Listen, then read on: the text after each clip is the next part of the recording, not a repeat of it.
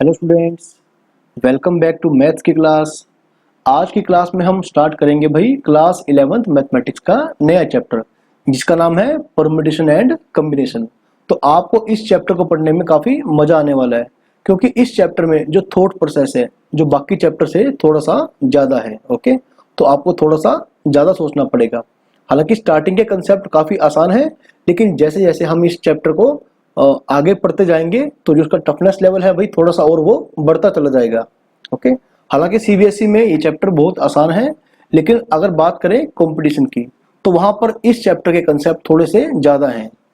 चलिए बच्चों स्टार्ट करते हैं।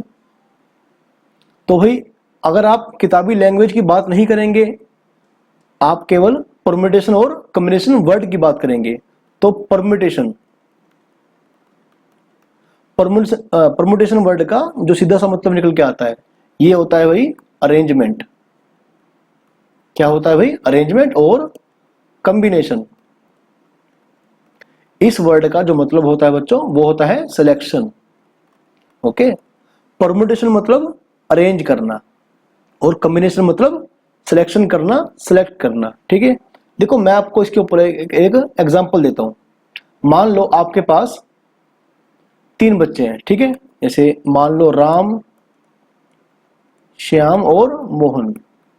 मान लो आपके पास तीन बच्चे हैं, आपको इन तीन बच्चों को एक रो में अरेंज करना है। ठीक है, आपके पास मान लो ऐसी रो है एक, तो ऐसे आपको इस रो में तीन बच्चों को अरेंज करना है। ये पहली पोजीशन, ये दूसरी पोजीशन और ये तीसरी पोजीशन। तो भी आप तीन प्लेस पर इन तीन पर्सन्स को किस तरह से अरेंज कर सकते हैं? सही है, तो भाई ये होगा मेरा परम्यूटेशन से रिलेटेड क्वेश्चन। ठीक है, चलिए चलो राम को हम रिप्रेजेंट करते हैं आर से, और शाम को रिप्रेजेंट करते हैं एस से, और मोहन को हम एम से रिप्रेजेंट करेंगे। देखो इनको बैठाने का एक तरीका ये हो सकता है, ठीक है, आर ए एम। एक ये हो सकता है कि आर एम ए। एक मेथड ये भी हो सकता है इनको अरेंज करने का, ए आर एम। सही है, फिर ए एम आर, या फिर एम आर ए, या फिर एम ए आर। सही है बच्चों, यानी एक तरीका ये हो गया, एक ये, एक ये, एक ये और ये दो। ठीक है, तो मैं इन तीन बच्चों को या तीन जो भी पर्सन है ये, इन तीन पर्सन को यदि मुझे एक लाइन में अरेंज करना है, ठीक है, तो मैं इन्हें छह तरीके से एक लाइन में अरेंज कर सकता हूं। ठीक है, तो ये बच्चों मेरा क्वेश्चन है परम्यूटेशन का। ठीक है, परम्यूटेशन का क्वेश्चन है ये, जहां पर हम अरेंजमेंट की बात करेंगे। और यदि हम बात करें कॉम्बिनेशन की, ठीक है, मान लो आपके पास यहां पर पांच स्टूडेंट हैं, तो ठीक है ऐसे सभी क्या है डिफरेंट। मान लो ये है, एक मिनट इसे को नाम दे देते हैं। मान लो ये है पहला पर्सन, ये है दूसरा पर्सन, ये तीसरा पर्सन, चौथा पर्सन और ये पांचवा पर्सन। यदि मुझे एक क्विज के लिए इन पांच में से किन्हीं दो लोग को सिलेक्ट करना पड़ेगा, तो मैं क्या कर सकता हूं भाई? मैं इन दो को ले सकता हूं, और या फिर मैं इन दो को ले सकता हूं, या मैं P2 और P4 को ले सकता हूं, या मैं P2 और P5 को, या फिर P3 को और P4 को।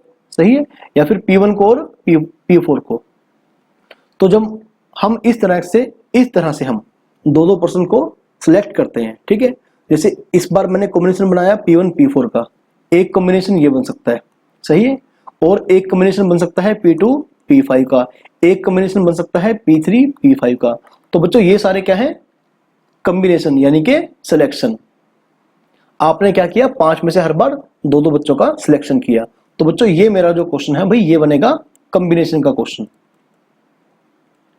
ओके, कॉम्बिनेशन ये कंसेप्ट देखो, अरेंजमेंट का कंसेप्ट है परम्यूटेशन का, ओके, और सिलेक्शन का जो कंसेप्ट है वो है कॉम्बिनेशन का कंसेप्ट। तो आपको ध्यान रहे कि कहां पर आपको परम्यूटेशन यूज करना है और कहां पर आपको कॉम्बिनेशन यूज करना है।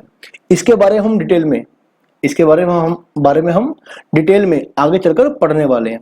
फिलहाल हम आज बिल्कुल बेसिक्स के बारे में बात करेंगे। तो बच्चों सबसे पहला जो इस चैप्टर का जो बेसिक रहेगा भाई वो हमारा रहेगा फंडामेंटल प्रिंसिपल ऑफ काउंटिंग। इसे आप लिख लें, फंडामेंटल प्रिंसिपल ऑफ काउंटिंग। भाई स्पेलिंग अपने आप चेक कर लेना आप, फंडामेंटल प्रिंसिपल ऑफ काउंटिंग। तो हम इसमें दो प्रकार के प्रिंसिपल को पढ़ेंगे भाई। पहला है मल्टीप्लिकेशन प्रिंसिपल, मल्टीप्लिकेशन प्रिंसिपल यानी कि fundamental principle multiplication principle of counting. क्या हुआ भाई? Fundamental multiplication principle of counting. अच्छा, ये PAL है या PLE है भाई? आप अपने आप देख लेना, आई थिंक ये PLE होगा। ओके, और यहां पर भी आप ठीक कर लें भाई, स्पेलिंग PLE कर लें, आई थिंक तो यही है। चलिए, और भाई सेकंड हम पढ़ेंगे एडिशन प्रिंसिपल, एडिशन प्रिंसिपल। तो चलिए बच्चों, पहला हम स्टार्ट करते हैं fundamental multiplication principle of counting, multiplication principle. आप जल्दी से भाई इसका डेफिनेशन लिखना स्टार्ट कर दें। आप लिखिए बच्चों, इफ एन इवेंट, फिलहाल आप डेफिनेशन लिखें, मैं बाद में आपको उसका मीनिंग समझाऊंगा। If an event can occur in m ways, ठीक है, in m ways following which another event which can occur in n different ways। यहां m डिफरेंट वर्ड यूज कर रहे हैं, n different ways, ठीक है। then the total number of different ways of simultaneous occurrence of both the events in given order या definite order is m by n, सही है। अच्छा, इसके बाद आप एक नोट डाल लें, note here the two events must be independent, इनका आपस में कोई लेना देना ना हो, ठीक है भाई। अब आप इस डेफिनेशन का मतलब समझिए। यदि मैं किसी इवेंट को m तरीके से कर सकता हूं और यदि मैं किसी दूसरे इवेंट को n तरीके से कर सकता हूं, और यदि मुझे इन दोनों इवेंट्स को एक साथ करना पड़े इन ए गिवन डेफिनेट ऑर्डर, तो फिर नंबर ऑफ वेज क्या बन जाएंगे भाई? m by n। इसका मतलब क्या हुआ कि यदि किसी काम को करने के m तरीके और एक दूसरे काम को करने के n तरीके, अब मुझे इन दोनों काम को एक सीक्वेंस में पूरा करना है, ओके, तो भी नंबर ऑफ वेज क्या होंगे? m बाय n या फिर m इंटू n, सही है। देखिए, मैं इसके लिए आपको एक बड़ा ही सिंपल एग्जांपल दूंगा, आप इसे साथ साथ ही नोट करते चलें। ये लो, मान लो भाई ये है करनाल, सही है, और ये है पानीपत, और ये है भाई दिल्ली, ओके। तो मान लो करनाल से पानीपत तक दो रोड निकलते हैं। पहले रोड का नाम क्या है? R1, और दूसरे का नाम क्या है भाई? R2, सही है। और मान लो पानीपत से दिल्ली तक हमारे पास तीन रास्ते निकलते हैं। पहले रास्ते का नाम है R3, इसका नाम है R4, इसका नाम क्या है? R5, सही है। करनाल से पानीपत जाने के दो रास्ते और पानीपत से दिल्ली जाने के भाई तीन रास्ते। और यदि मुझे करनाल से दिल्ली जाना है, ओके, वाया पानीपत, तो फिर मेरे पास कितने रास्ते हो जाएंगे? तो मेरे पास बच्चों 2 into 3 यानी कि 6 वेज हो जाएंगे, okay. 2 into 3 is equal to 6 ways, सही है। तो हम बजाय बारी बारी से काउंट करें सभी रास्तों को, हम डायरेक्टली इसका जवाब दे सकते हैं। देखो, यदि आप इसे काउंटिंग करने बैठेंगे, ओके, तो आप कैसे काउंट करेंगे भाई? आप इसे कुछ इस प्रकार से काउंट करेंगे। मान लो पहले हम गए करनाल से पानीपत, कौन से रास्ते से भाई, R1 रोड से, ठीक है। और पानीपत से दिल्ली जाने के लिए हमने कौन सा रास्ता लिया, R3। तो एक तरीका तो ये हो गया। या फिर हम पहले आए R1 से और फिर गए हम R4 से, ठीक है। पहले आए हम R1 से और फिर आए R5 से। देखो 3 रास्ते ऐसे बन चुके। और या फिर हम पहले गए R2 से और फिर गए R3 से, पहले गए R2 से फिर गए R4 से, पहले गए R2 से और फिर गए हम R5 से। तो इस तरह मेरे पास बच्चों टोटल 6 रास्ते बन जाएंगे। यानी कि करनाल से यदि मुझे दिल्ली तक ट्रैवल करना है तो मैं 6 वेज से, ओके, मैं 6 वेज से ट्रैवल कर सकता हूं, ठीक है। करनाल से पानीपत जाने के 2 तरीके और पानीपत से दिल्ली जाने के 3 तरीके।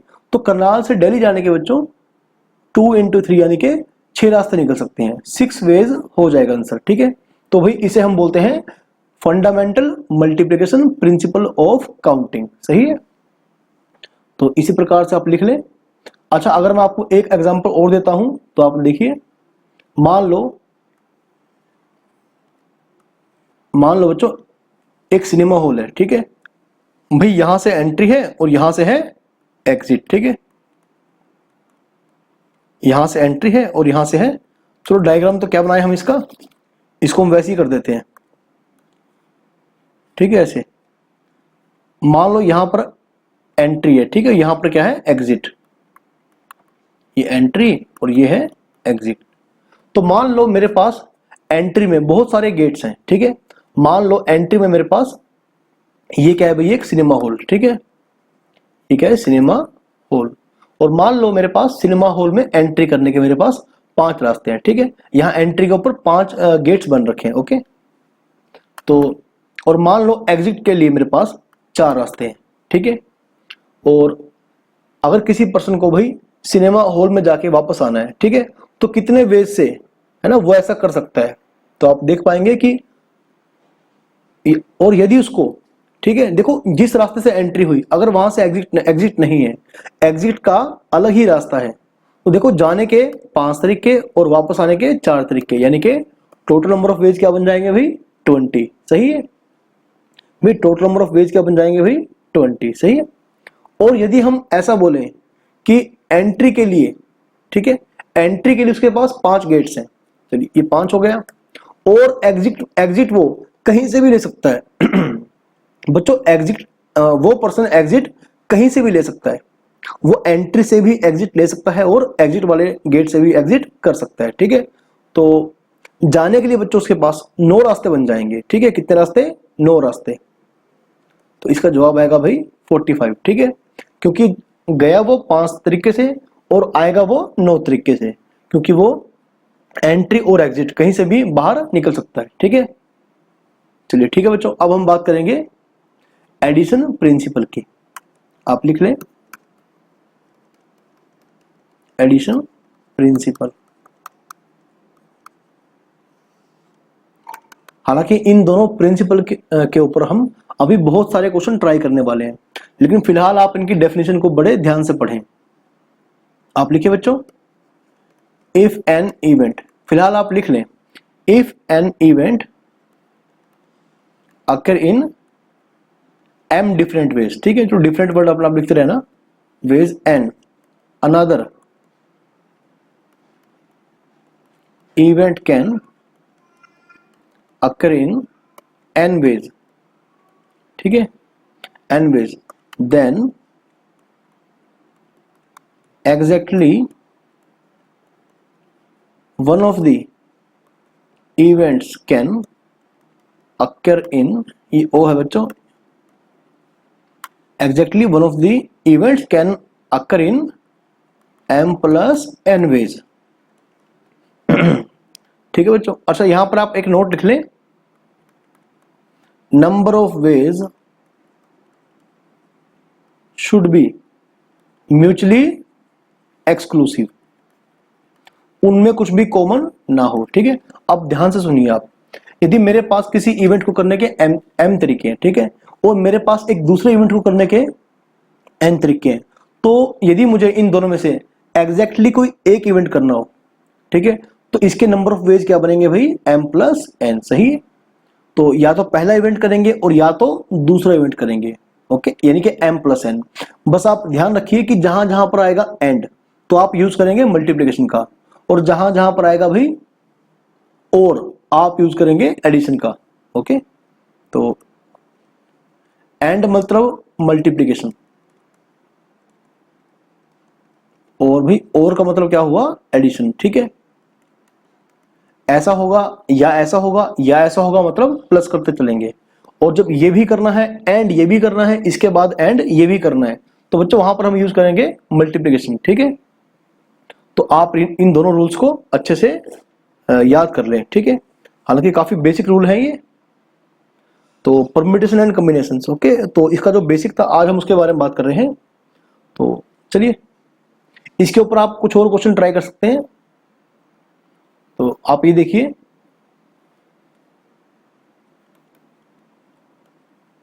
How many, okay, how many different numbers can be formed, okay, how many,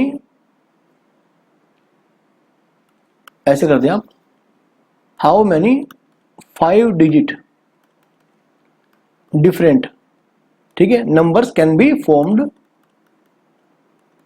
with the digits 0 1 2 3 up to 9। मुझे इनमें से, ओके, जितने डिजिट हैं 0 1 2 3 4 9, मुझे इनका यूज करना है और मुझे नंबर बनाने हैं जिनमें क्या क्या होंगे भाई, जिनमें 5 डिजिट होंगे, ओके। इफ नंबर 1, अच्छा यहां लिख लेना, इससे बड़े यहां लिखते हैं, if repetition of digits is, पहले लिखिए आप नॉट अलाउड, और भाई फिर आप लिखें अलाउड, ओके। तो ये मेरा क्वेश्चन है, आप इस क्वेश्चन को बड़े ही ध्यान से समझ लें। तो मुझे भाई यूज करना है इनका, मुझे इन डिजिट्स का यूज करना है फ्रॉम 0 to 9। तो मेरे पास टोटल 10 डिजिट बन जाएंगे, ठीक है। कितने हो गए भाई, 10 हो गए ना, 10 डिजिट्स। लेकिन जो मुझे नंबर तैयार करना है भाई, उसमें होंगे 5 डिजिट, 1 2 3 4 5, ठीक है। अब देखो मैं कर रहा हूं पहला केस, जब आप किसी भी डिजिट्स को रिपीट नहीं कर पाएंगे, ठीक है, आप किसी भी डिजिट को रिपीट नहीं कर पाएंगे। अब आप ये देखो, यहां पर मैं कभी भी 0 नहीं भर सकता, बिकॉज अगर मैं लिखूं 4 0 4 1, ठीक है, तो उसमें डिजिट कितने होंगे भाई, इसमें डिजिट होंगे 2, ये एक 2 डिजिट नंबर होगा, सही है। क्योंकि नंबर से पहले यदि हम 0 लिखते हैं तो हम उसे काउंट नहीं करते हैं। चलिए बच्चों, इसके बाद देखिए, यानी कि पहले प्लेस पर मैं, ओके बच्चों, पहले प्लेस पर मैं या तो 1 भर सकता हूं, या 2 या 3 या 4 या 5 या 6 7 8 या फिर 9। तो बच्चों पहले प्लेस को फिल करने के मेरे पास 9 तरीके होंगे, ठीक है। तो इन 9 तरीके से मैं इस पहले प्लेस को फिल कर सकता हूं। अब मान लो, अच्छा एक और बात, रिपीटिशन इज नॉट अलाउड, जो एक बार आ गया वो दोबारा नहीं आ सकता।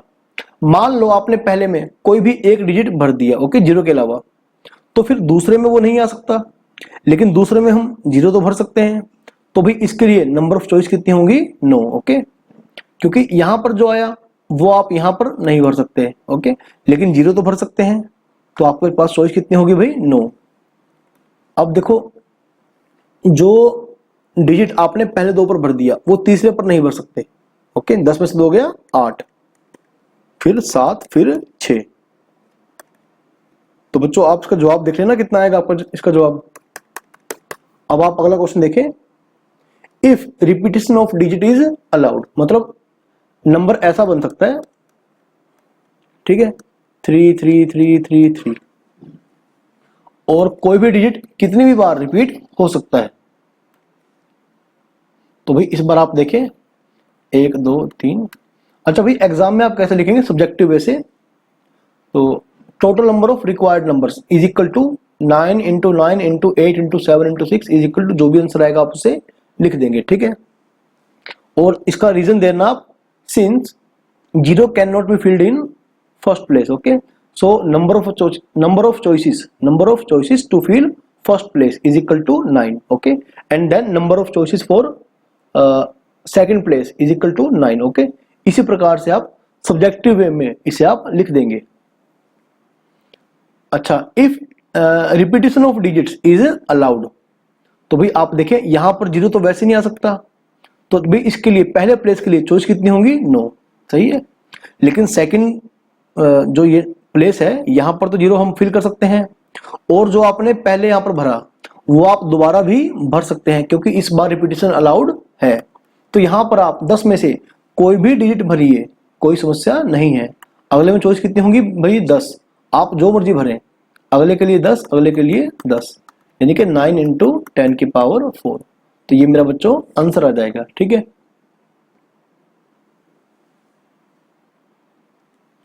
चलिए अगला क्वेश्चन आप लिखिए.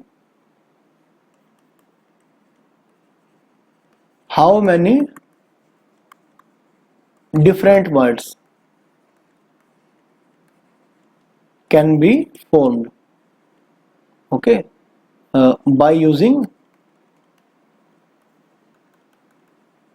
letters of the word magic. okay, using all at a time. सही है बच्चों, मेरे पास ये वर्ड है मैजिक, MAGIC. इसमें 5 लेटर हैं. ठीक है, अब मुझे इन 5 लेटर्स का एक साथ यूज करना है, तो मैं ऐसे कितने वर्ड बना सकता हूं? ओके, जो MAGIC से बन सकते हैं. Okay, 1 2 3 4 5.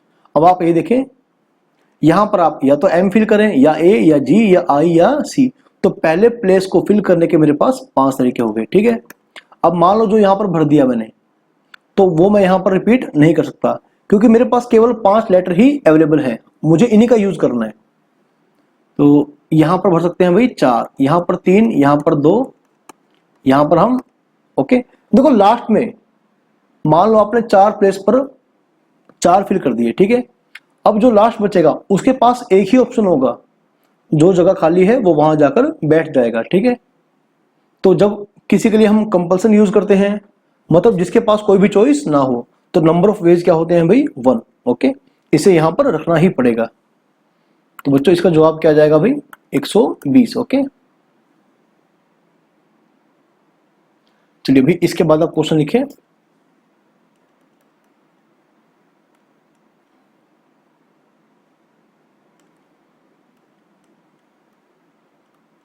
How many 6 digit, how many 6 digit, एक मिनट थोड़ा छोटा कर देते हैं, इसे 5 कर देते हैं. How many 5 digit numbers can be formed from the digits 0 1 to 9. okay, such that the number is divisible by 5. okay, if repetition of digits is, number 1 है भाई अलाउड, और भाई सेकंड है नॉट अलाउड. अब बच्चों आप समझे क्वेश्चन को ध्यान से, काफी सिंपल क्वेश्चन है ये. इस बार मुझे 5 डिजिट के वो सभी नंबर बनाने हैं जो कि 5 से डिवाइड हो जाएंगे. ओके, जो 5 से डिवाइड हो जाएंगे, और आपको पता है कि किसी नंबर को 5 से डिवाइड करने के लिए उस नंबर के लास्ट में, ओके, यानी कि यूनिट प्लेस में या तो 0 आएगा और या फिर 5 आएगा. जैसे मान लो ये 265. ठीक है, 260, लास्ट में या तो 5 आएगा या तो लास्ट में 0 आएगा, तब जाके वो नंबर मेरा 5 से डिवाइड हो जाएगा. तो भी चलिए पहला केस करते हैं, 1 2 3 4 5. ठीक है, अच्छा भाई देखो यहां पर आप 0 भर नहीं सकते, तो 1 2 3 अप टू 9 आप इन 9 में से कोई भी नंबर भरिए, तो यहां पर चॉइस कितनी होंगी भाई? 9.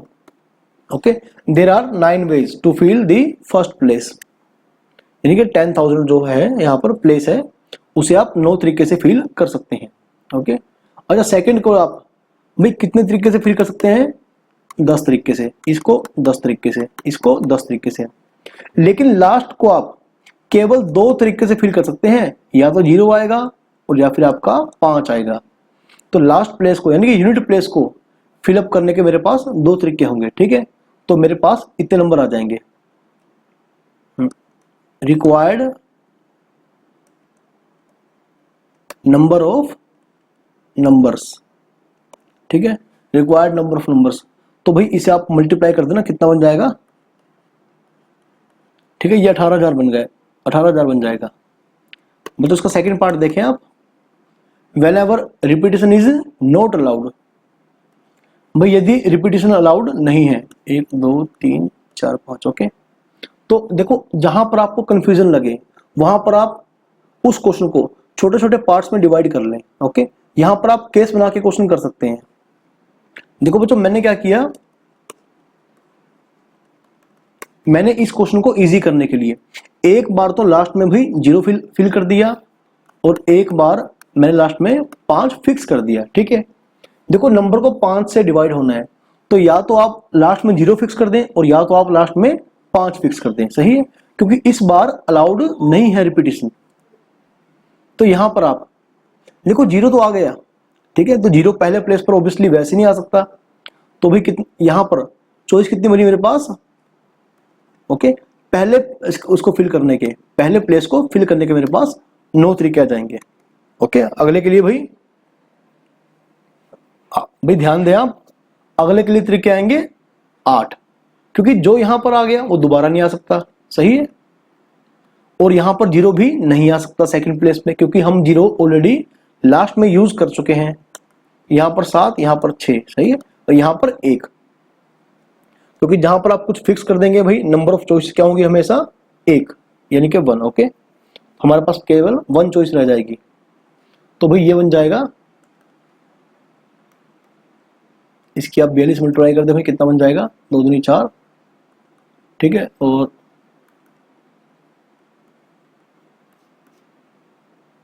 बस मल्टीप्लाई आप ध्यान से चेक करना,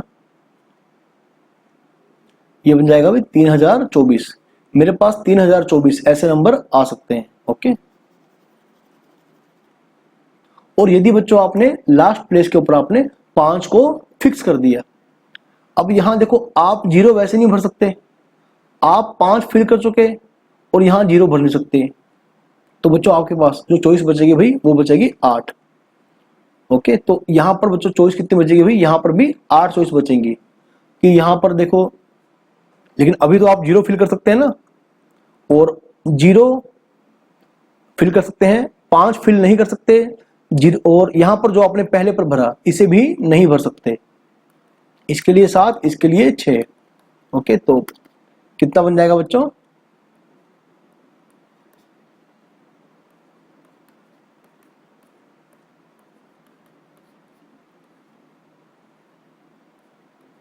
ये बन जाएगा बच्चों 2688। ओके, अब देखो यहां पर कौन सा प्रिंसिपल काम करेगा? यहां पर आपका काम करेगा एडिशन प्रिंसिपल, कि या तो ऐसा केस होगा या तो ऐसा केस होगा, या तो एंड में 0 आएगा और या तो एंड में 5 आएगा। तो बच्चों यहां पर आप अप्लाई करेंगे एडिशन प्रिंसिपल। ओके, तो आप लास्ट में क्या करेंगे? रिक्वायर्ड